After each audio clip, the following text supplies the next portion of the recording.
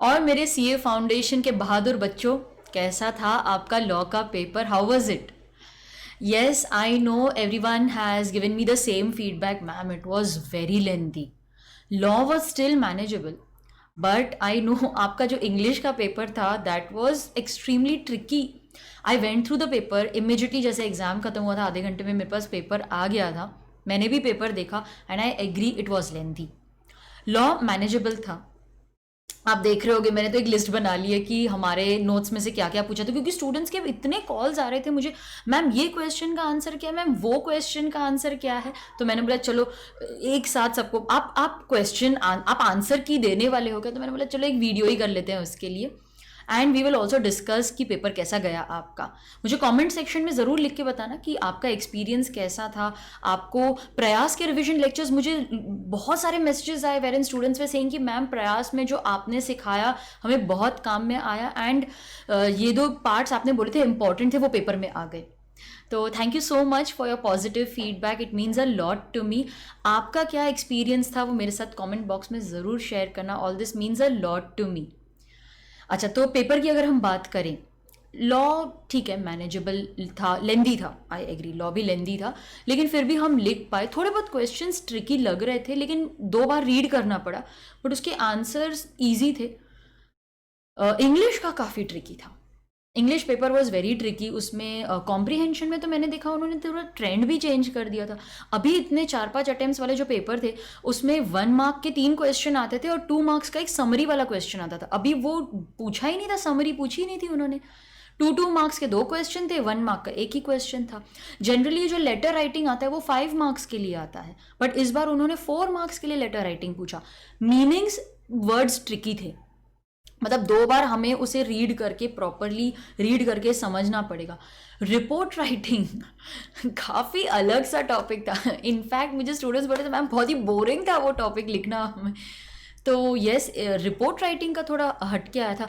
Article writing, अगर मेरे students ये वीडियो देख रहे हैं तो they will agree with me that article writing में मैंने उनको बताया था दैट करंट टॉपिक पे ही आएगा, something related to lockdown, and that is was asked in the exam, that is what are the pros and cons of online learning etcetera. तो ठीक है, येस, आपका पेपर लेंदी था, आई एग्री विद यू. आप भी मुझे यही फीडबैक दोगे.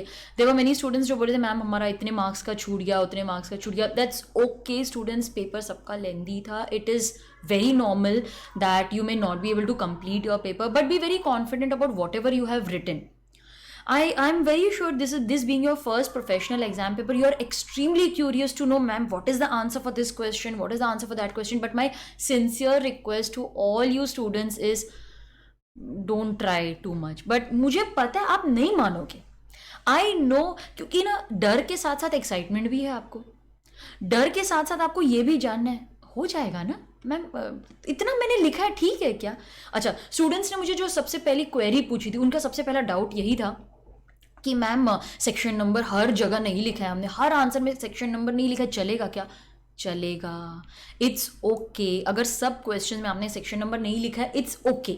अच्छा, दूसरा जो डाउट मुझे स्टूडेंट्स पूछ रहे थे कि मैम वो जो फर्स्ट पेज पे टिक करना होता है, you need to tick whether you have attempted the number of questions that you have attempted, the questions वहाँ पे टिक करना पड़ता है. मैम टाइम नहीं मिला और हमारा ना रह गया, we did not tick the questions that we have attempted. चलेगा क्या? चलेगा. That is just for the examiner to know कि भाई कितने क्वेश्चंस आपने अटेम्प्ट किए, उनके मार्क्स उन्होंने प्रॉपरली दिए हैं कि नहीं. ऐसा तो नहीं कि कोई क्वेश्चन छूट गया हो, टोटलिंग में एरर ना हो. तो it is basically for that. अच्छा, मैं आपके साथ एक ओवरव्यू कर लेती हूँ पेपर का. I am not going to give you the exact answer, but ऊपर ऊपर से मैं आपको बता दूंगी ताकि आप थोड़े शांत हो जाओ. I know you are too excited and even I am excited to discuss the paper with you, so let's get started. अच्छा, सबसे पहला क्वेश्चन ही मैम गूगली क्वेश्चन था, हमें पता नहीं क्या क्या लिखे उसके लिए. ये स्टूडेंट्स आप मानोगे नहीं, ये PE2 का क्वेश्चन है, ये पुराना एग्जाम क्वेश्चन है. और जो स्टूडेंट्स मेरे नोट्स उन्होंने अच्छे से पढ़े होंगे, मैं आपको बता सकती हूँ, पेज 83 पे जाओ, क्वेश्चन नंबर 2, मिस्टर सेठ वॉज एन इंडस्ट्रियलिस्ट, ये वो वाला क्वेश्चन है. This is a PE2 November 2004 exam question. और वो मिस्टर सेठ वाला जो क्वेश्चन है दैट इज एन इंडस्ट्रीज, वही सिमिलर क्वेश्चन आया है। मैं आंसर नहीं डिस्कस करी, मैं आपको डराना नहीं चाहती, मेरा ये बिल्कुल भी एम नहीं है। मैं सिर्फ आपको ये बताना चाहती हूँ कि ये सेक्शन 27 से रिलेटेड क्वेश्चन है। Yes, this question relates to section 27 agreement and restraint of trade। हमारे ही नोट्स में से इसका आपको आंसर मिल जाएगा, तो प्लीज़ डरो मत अगर आपने इसको रॉन्गली अटेम्प्ट किया, इट्स ओके। बाकी बहुत सारे क्वेश्चंस हैं और जिसने करेक्टली अटेम्प्ट किया है, thumbs up to you. Students, if you want to see the answer for this question, I have left a link in the description box। हमारे नोट्स में पेज 83 पे क्वेश्चन 2 है, तो आपको वो करेक्ट आंसर मिल जाएगा। ओके, डीकोडिंग, पेपर डीकोडिंग, उसकी प्रॉपर आंसर की, वो मैं आपके एग्जाम के बाद पेपर डालूंगी। I will definitely discuss the paper with you, but I don't want to scare you for the remaining papers. So just giving you few hints ताकि आपको थोड़ी अश्योरेंस मिले। कभी कभार स्टूडेंट्स को क्या लगता है ना, वो डर जाते हैं, मैम मैंने गलत लिखा है, मैम ये तो सही नहीं होगा ना, ये तो सेक्शन 28 का होगा, मैंने 27 लिख लिया, अरे ये करेक्ट लिखा है तुमने। तो ये उन स्टूडेंट्स को भी थोड़ी सी तसल्ली दे देगा who feel that what they have written is wrong, but actually what they have written is right. Section 27 is right students. तो if you want to know the answer, the link is in the description box, you can go and see the notes, वहाँ पर आपको ये मिल जाएगा। In fact you won't believe it, काफ़ी सारे, in fact all the questions were from the notes itself। My students will be very happy today, I'm very sure। आपके calls messages भी आ रहे थे कि मैम आपके notes में से ही पूरा पेपर आया था। तो उन स्टूडेंट्स के लिए जिनको पता करना है कि मैम बताओ आपके नोट्स में से कौन से पेज पे था, तो मैंने उनके लिए एक छोटी सी एक्सरसाइज की है। अच्छा, the next question was of associate company, whether it is an associate company और मेरे पास यहाँ पर सामने क्वेश्चन पेपर भी है, वो भी मैं देख लेती हूँ। तो सेकंड क्वेश्चन वही था, ABC लिमिटेड ने शेयर्स अलॉट किए, डिबेंचर्स अलॉट किए, whether it is an associate company or not। Meaning, अच्छा यहाँ पर स्टूडेंट्स मुझे बोल रहे थे कि मैम ये तो 4 मार्क का क्वेश्चन है, हमें समझ में ही नहीं आया कि इसमें क्या लिखना है। नाउ माय डियर स्टूडेंट्स, यहाँ पर उन्होंने लिखा था define the meaning of associate company. तो यहाँ पर अगर 4 मार्क्स का क्वेश्चन है तो एलोकेशन ऐसी होगी कि meaning of associate company, okay, meaning of associate company, इस पे मार्क्स एलोकेट किए जाएंगे। आई एम नॉट सेइंग कितने होंगे, बट मार्क्स इस पे एलोकेट किए जाएंगे। And you have to comment कि जो रिलेशन वहाँ पर उन्होंने दिया है वो एसोसिएट कंपनी का है या नहीं है। तो जो स्टूडेंट ये सोच रहा है कि मुझे वो पूरा केस ही डिस्कस करना है फॉर 4 मार्क्स, ये गलत है। आपने अगर मीनिंग ऑफ एसोसिएट कंपनी लिखा है तो आपको मार्क्स मिलेंगे। अच्छा मैम मैंने मीनिंग बराबर लिखा है लेकिन ना मेरा वो जो रिलेशन था उसका आंसर रॉन्ग है, कोई बात नहीं, मीनिंग लिखा है ना करेक्टली, उसके लिए आपको मार्क्स मिलेंगे। कमेंट अगर आपका रॉन्ग है तो थोड़े से मार्क्स कटेंगे, ये मत सोचो मुझे 0 मिलेगा। तो अगर आपने मीनिंग ऑफ एसोसिएट कंपनी, वहां पर उन्होंने पूछा है मीनिंग क्या है, वो करो, कमेंट करो, तो मीनिंग के लिए मार्क्स होंगे, कमेंट के लिए अलग मार्क्स होंगे। अगर आपका एक कुछ रॉन्ग है तो भी आपको आधे मार्क्स तो ज़रूर मिलेंगे। अगर स्टूडेंट्स आपको ये क्वेश्चन देखना है तो हमारे नोट्स में पेज 226 पे आपको एसोसिएट कंपनी का कॉन्सेप्ट मिलेगा, मीनिंग पार्ट वहाँ पर कवर हो जाएगा। मीनिंग अगर आपको पता है तो कमेंट भी कर पाओगे आप। Caveat emptor, yes, third question was of state the 4 exceptions to caveat emptor. एक स्टूडेंट में मुझे बोला मैम 4 क्या, मैंने तो 7 लिखे थे, मुझे 7 आते तो मैंने 7 लिख दिया, आपके नोट्स में सब कुछ लिखा था। तो कैविएट एम्प्टर पेज 177 पे था और उसके एक्सेप्शंस भी डिस्कस किए थे, तो वहाँ पर मॉड्यूल में भी आपको मिल जाएंगे exceptions. It's a direct question, theory question था, 4 मार्क्स का था। अगर आपने 4 से 5 पॉइंट्स लिखे हैं वेरी गुड, डरने की ज़रूरत नहीं है। 7 पॉइंट्स लिखे हैं एक्सीलेंट। अच्छा, जो क्वेश्चन 2 है जहाँ पर आपको define fraud and misrepresentation and the difference between 7 marks का क्वेश्चन था। मुझे स्टूडेंट्स आके बोल रहे थे मैम लेकिन डिफरेंस बिटवीन में तो 4 ही पॉइंट्स थे ना, तो उतना ही तो लिखना है आपको। आपने क्वेश्चन बराबर से पढ़ा, डिफाइन मिसरिप्रेजेंटेशन एंड फ्रॉड, तो मार्क्स की एलोकेशन कैसे होगी? डेफिनेशन ऑफ फ्रॉड के लिए आपको मार्क्स दिए जाएंगे, लेकिन मैम मैंने अलग से नहीं लिखा है, मैंने ना वो डिफरेंस बिटवीन में ही डेफिनेशन लिख दी। कोई बात नहीं, लिखा है ना आपने, डरने की कोई बात नहीं है। तो यहाँ पर definition of fraud, definition of misrepresentation के लिए आपको मार्क्स मिलेंगे। और जो डिस्टिंग्विश बिटवीन है ना, जिसमें 4 पॉइंट्स है, वो 4 पॉइंट्स लिखोगे तो भी चलेगा। मॉड्यूल अगर आप देखोगे स्टूडेंट्स तो मॉड्यूल में भी 4 ही पॉइंट्स दिए of difference between fraud and misrepresentation. तो मेरे हिसाब से 4 मार्क्स जो हैं वो आप समझ लो डिस्टिंग्विश बिटवीन के लिए हो गए, और बाकी जो 3 मार्क्स की एलोकेशन है वो आपको डेफिनेशन के लिए हो जाएगी। तो 7 मार्क्स का क्वेश्चन है, मेरे हिसाब से वेटेज वाइज ठीक है, क्योंकि उन्होंने डेफिनेशन भी पूछी है। चलो आगे बढ़ते हैं। अगर आपको डेफिनेशन देखनी है, अगर आपको डिफरेंस बिटवीन देखना है, तो मेरे नोट्स के पेज 70 पे आपको ये डेफिनेशन मिल जाएगी और उसका डिफरेंस बिटवीन भी मिल जाएगा आपको। अच्छा, then the question was what is the circumstance where LLP may be wound up by the tribunal. 5 marks का क्वेश्चन था। ये तो बहुत ही डायरेक्ट क्वेश्चन था, वहाँ पे सर्कमस्टांसेस थे। याद है प्रयास में हमने किया था ये।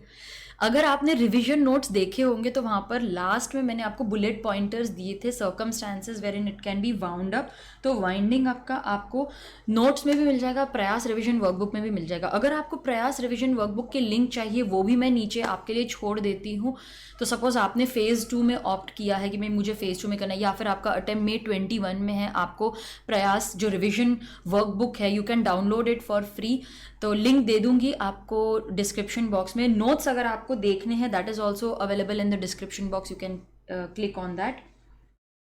अच्छा, उसके बाद का जो क्वेश्चन था वो पार्टनरशिप एट विल का था। सिर्फ मीनिंग लिखना है आपको, what is partnership at will. Suppose आपने वो नहीं, मुझे पता है मैक्सिमम स्टूडेंट्स ने पार्टनरशिप एट विल ही अटेम्प्ट किया होगा, लेकिन अगर वो नहीं किया है and you want to know what are the rights to expel a partner whether it and if it is in good faith और नॉट, वो देखना। तो फिर 2 मार्क्स का क्वेश्चन है। यहाँ पर एक्चुअली तो आपको सिर्फ गुड फेथ वाला ही पॉइंट्स लिखना है, लेकिन अगर आपने conditions for expulsion, what is good faith expulsion, वो लिखा है, परफेक्ट आंसर है आपको, you can expect full marks for that.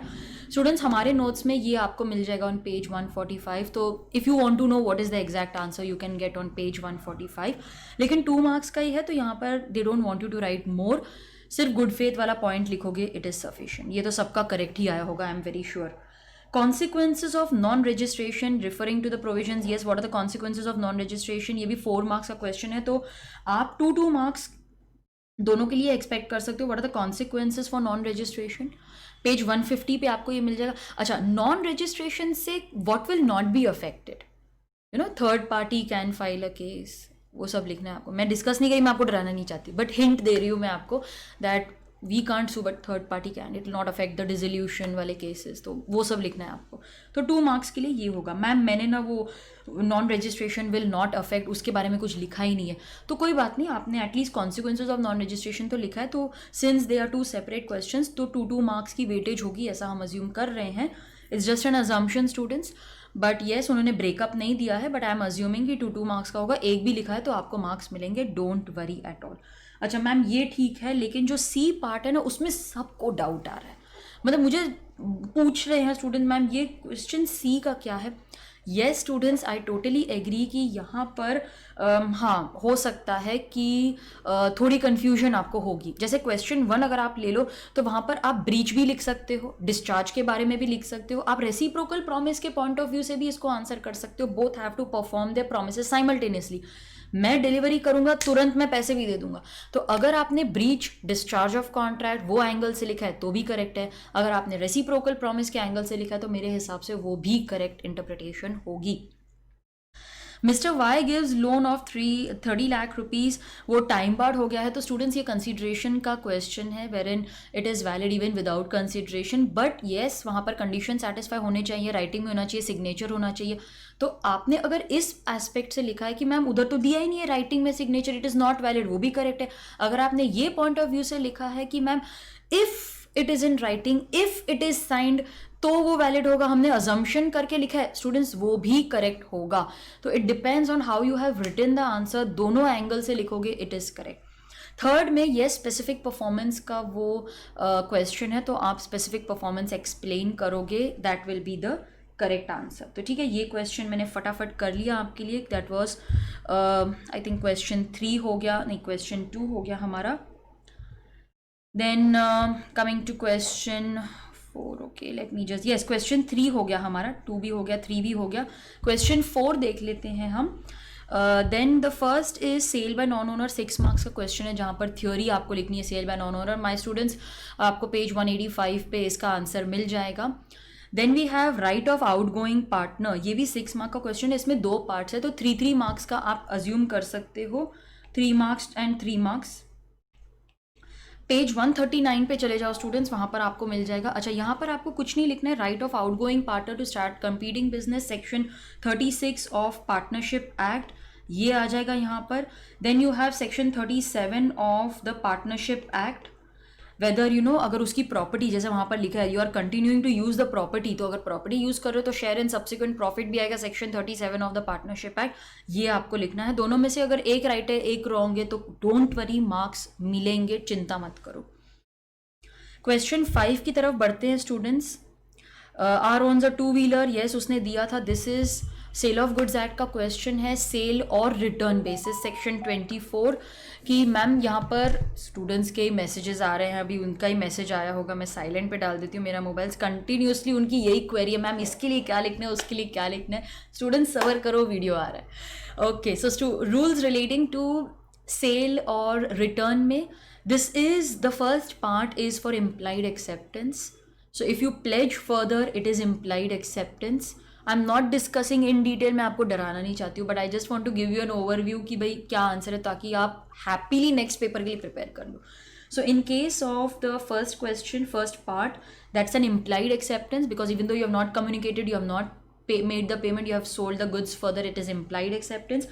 Second is, what if there is a condition that it is property will be transferred until the price is paid. This is sale for cash only or return. Students, you will find the concept on page 182 183 of my notes. पहले में yes, he can ownership will be transferred. Would it remain the property of what remedy will be available, what recourse? Yes, recourse will be available, that ownership has been transferred. In the second case, would it remain the property till the price is paid? Yes, it will remain the property because जब तक cash नहीं pay करोगे तब तक property रहेगी. Then yes, my dear students, इसमें सबको doubt था, what is the significant points of section 8 which are not applicable to other companies? तो you were expected to write the privileges of section 8 company. तो जो students हमारे notes refer कर रहे हैं, गो टू पेज 227, वहाँ पे मैंने सारे प्रिविलेजेस लिस्ट करके दिए, one after the other. Privileges में दिया था नोटिस ऑफ द मीटिंग, वो कम नोटिस देंगे तो भी चलेगा. Then only one meeting but the gap, वो मैं क्यों डिस्कस कर रही हूँ, मैं क्यों डरा रही हूँ आपको. Partnership firm can become a member, it is not, you need not write the word limited or private limited at the end of the name. yes, वो सारे privileges हैं, वो यहाँ पर लिखने हैं. अब आप बोलोगे ma'am is it a 6 mark question? yes. पहले देखने पे मुझे लगा नहीं है ये, एक बार देखने पे लगता है यार क्या लिखेंगे बच्चे इसमें, लेकिन हाँ जब मैंने ध्यान से देखा कि उन्होंने क्या पूछा है तो हाँ इसमें 6 मार्क्स लिखने के पॉइंट्स हैं. मीनिंग से स्टार्ट करो, what is section 8 company, privileges लिखो, 6 प्रिविलेज तो ऐसे ही मिल जाएंगे आपको. तो yes students, it is a 6 mark question, इसमें 6 पॉइंट्स मिलते हैं आपको, ध्यान से देखो मिल रहे हैं points. Superb, distinguish between wagering and insurance contract, ये पास्ट एग्जाम क्वेश्चन है. पेज 82 ऑफ आवर नोट्स देख लो, वहाँ पर 6 पॉइंट्स दिए हैं मैंने आपको, वेजरिंग और इंश्योरेंस. और ये कितने मार्क का क्वेश्चन है, ये 5 मार्क का क्वेश्चन आया है, उसमें 6 पॉइंट्स हैं, आप इजीली लिख सकते हो. So yes, this is a direct question. Explain the circumstances which lead to inability of the firm for misapplication, misappropriation by partner, misapplication of partner. Page 144 पे students आपको इसका आंसर मिल जाएगा. Section 27 of the Partnership Act, जहाँ पर अगर मैंने जिस पार्टनर को पैसे दिए वो प्रॉपर्टी दी या पैसे दिए वो मिसअप्लाई करता है, या फिर मैंने फर्म को प्रॉपर्टी या कैश दिया वो मिसअप्लाई नहीं करता, कोई दूसरा पार्टनर मिसअप्लाई करता है, तो क्या फर्म लायबल होगी. थोड़े बहुत स्टूडेंट्स ने मुझे कहा कि मैम ये क्वेश्चन की वजह से हमने क्वेश्चन 6 अटेम्प्ट नहीं किया और वो इंश्योरेंस भी हम कंफर्टेबल नहीं थे. तो शायद आप मे बी आप ऐसे स्टूडेंट हो जिसने शायद ये क्वेश्चन अटेम्प्ट नहीं किया होगा. बट स्टूडेंट्स ये भी मॉड्यूल में भी कवर्ड है, हमारे नोट्स में भी कवर्ड है. अच्छा, फॉरेन कंपनी, यहाँ पर माइक लिमिटेड, वो लोगों ने पूछा कि ये फॉरेन कंपनी है क्या नहीं, लेकिन पहले ही सेंटेंस में दिया it is incorporated in India. Office वहाँ पर है, लाइजॉन ऑफिस वहाँ पर है, but since it is incorporated in India it is not a foreign company, वो डोमेस्टिक कंपनी होगी. तो ये कितने मार्क्स का, 3 मार्क्स का क्वेश्चन है. What they are expecting from you is the definition of foreign company. ये तो पहले आपको लिखनी ही है कि फॉरेन कंपनी क्या होगी और डोमेस्टिक कंपनी क्या होगी. अगर वो फॉरेन नहीं है तो वो डोमेस्टिक है. So they are expecting you to actually define what is a foreign company, what is a domestic company, and whether the company given in the question is a foreign company or not. So mostly the allocation of marks will be on defining and applying that concept whether it is a foreign company or not.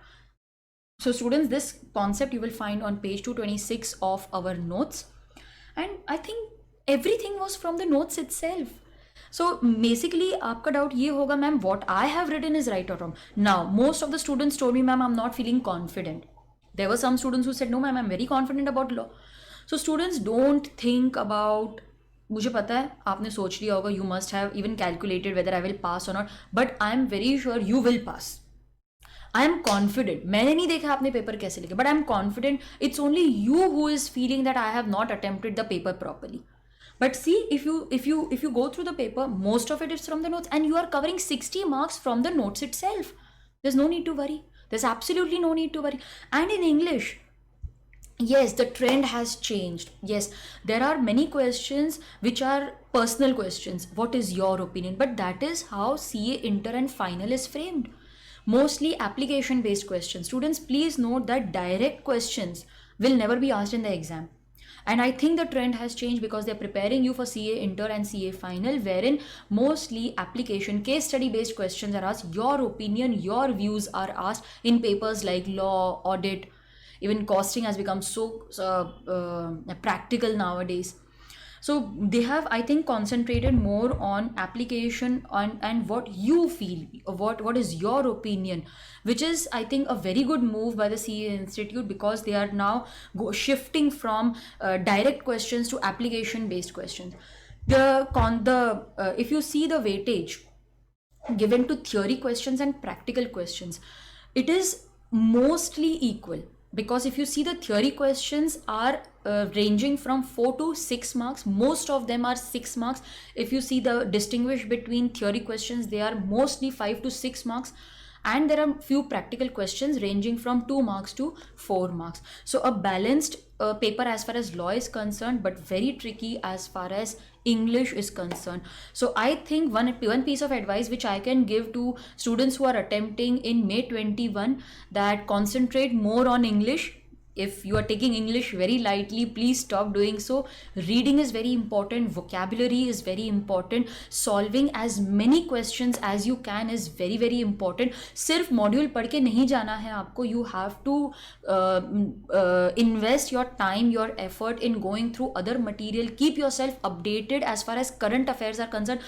If you see the paper, they have mostly concentrated on very current topics, and they are testing whether you are updated with the current scenario about what is going on in the economy, what is going on around you. So a very practical approach, and yes, I'm very sure they will prepare you for CA inter and final also.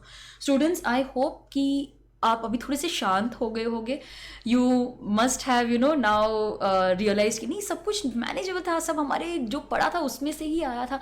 थोड़ी तो आपकी tension कम हो गई होगी. Yes, I am sure you must have now realise कि नहीं, CA इतना मुश्किल नहीं है. थोड़ी सी पढ़ाई करेंगे, थोड़ा सा ध्यान से अगर हम क्वेश्चन पढ़ेंगे, तो we will be able to crack it. Students, if you like this analysis, do wait for the decoding, जहाँ पर हम एक एक क्वेश्चन डिस्कस करेंगे कि उसमें क्या पॉइंट्स होने चाहिए, so that you will be prepared for your attempt in May 2021. And जो करंट CA फाउंडेशन है, वो CA इंटर में हमें कैसे लॉ पढ़ना है उसकी तैयारी कर लेंगे with step by step understanding of how to attempt the paper. If you like this video, do like, share and subscribe to your channel Theory Masters Learning, and hit the bell icon so that you get notifications for such videos.